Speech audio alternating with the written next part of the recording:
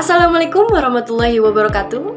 Perkenalkan, nama saya Ayu Febriani. Saya mahasiswa dari jurusan Ilmu Administrasi Publik, Sekolah Tinggi Ilmu Administrasi Banten. Kali ini, saya akan menjelaskan materi terkait unsur-unsur yang ada dalam Sistem Administrasi Negara Kesatuan Republik Indonesia atau yang bisa kita sebut dengan SANKRI.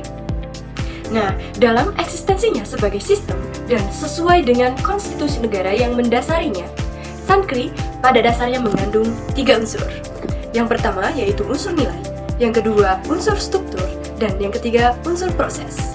Yang pertama ada unsur nilai. Unsur nilai dapat diartikan sebagai tata nilai yang mendasari, memotivasi dan memberi acuan, dan merupakan tujuan yang meliputi landasan atau dasar negara, cita-cita dan tujuan negara itu sendiri, serta nilai dan prinsip yang terkandung dalam bentuk negara dan sistem penyelenggaraan pemerintah negara sebagaimana dirumuskan dalam pembukaan Undang-Undang Dasar 1945. Seperti yang kita ketahui, Pancasila merupakan dasar negara Indonesia yang menjadi sumber dari segala sumber peraturan yang ada di Indonesia atau sumber dari perundang-undangan dan kebijakan pemerintah. Nilai-nilai yang terkandung dalam Pancasila seperti ketuhanan yang Maha Esa, kemanusiaan yang adil dan beradab, persatuan Indonesia, kerakyatan yang dipimpin oleh hikmat kebijaksanaan dalam permusyawaratan perwakilan, dan 5. Keadilan sosial bagi seluruh rakyat Indonesia. Nah, dari kelimanya itu selalu menjadi acuan dalam setiap tindakan masyarakat. Nah, selain dari dasar negara atau Pancasila, terdapat juga cita-cita negara Indonesia yang tertuang dalam pembukaan Undang-Undang Dasar 1945 yang isinya yaitu melindungi segenap bangsa Indonesia dan seluruh tumpah darah Indonesia, memajukan kesejahteraan umum, mencerdaskan kehidupan bangsa, dan ikut melaksanakan ketertiban dunia yang berdasarkan kemerdekaan, perdamaian abadi, dan keadilan sosial. Nah, tadi kan udah ada dasar negara, cita-cita negara, sekarang tujuannya. Tujuan negara Indonesia terdapat pada Undang-Undang Dasar 1945 pada pembukaan alinea keempat yang isinya melindungi segenap bangsa Indonesia dan seluruh tumpah darah Indonesia, dan juga memajukan kesejahteraan umum, mencerdaskan kehidupan bangsa, serta melaksanakan ketertiban dunia yang berdasarkan kemerdekaan, perdamaian abadi, dan keadilan sosial. Nah, contoh penerapan dari unsur nilai ini yaitu yang pertama, pembuatan kebijakan yang berpihak pada kepentingan rakyat banyak seperti program bansos atau pembangunan infrastruktur di daerah tertinggal. Nah, yang kedua yaitu unsur struktur dalam Sistem Administrasi Negara Kesatuan Republik Indonesia. Nah, unsur struktur berkaitan dengan kerangka organisasi pemerintahan dan lembaga-lembaga negara. Dalam struktur ini menentukan bagaimana sih kekuasaan negara dibagi dan bagaimana tugas-tugas pemerintah itu dilaksanakan. Nah, yang pertama yaitu lembaga negara. Lembaga negara adalah lembaga yang memiliki kedudukan konstitusional dan memiliki fungsi tertentu dalam negara. Contohnya, dari lembaga eksekutif ada presiden dan wakil presiden beserta jajaran kabinetnya. Yang kedua, lembaga legislatif yang bisa kita sebut DPR.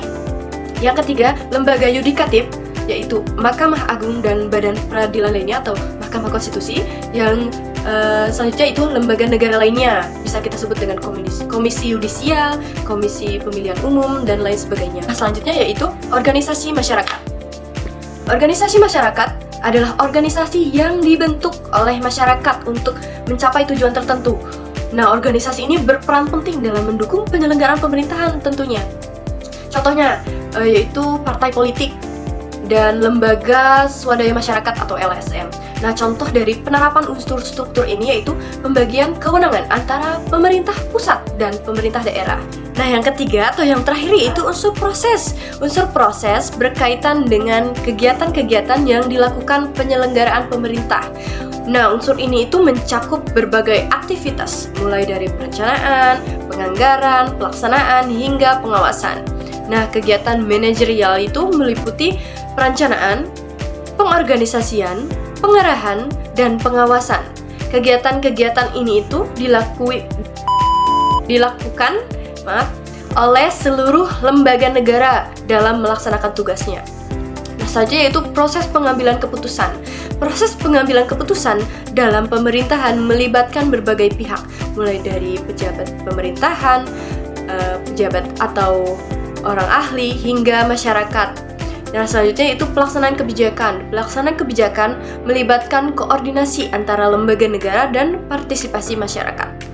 Selanjutnya atau yang terakhir yaitu pengawasan dilakukan untuk memastikan bahwa kebijakan dilaksanakan sesuai dengan rencana dan mencapai tujuan yang telah ditetapkan pada awalnya. Nah, contoh penerapan unsur proses yang pertama yaitu proses penyusunan anggaran pendapatan dan belanja negara atau yang biasa kita singkat APBN. Nah, selanjutnya pelaksanaan program pembangunan infrastruktur, pengawasan terhadap pelaksanaan proyek pemerintahan. Nah, untuk kesimpulannya, dari ketiga unsur yang tadi disebutkan, itu saling terkait dan membentuk satu kesatuan yang utuh dalam penyelenggaraan negara.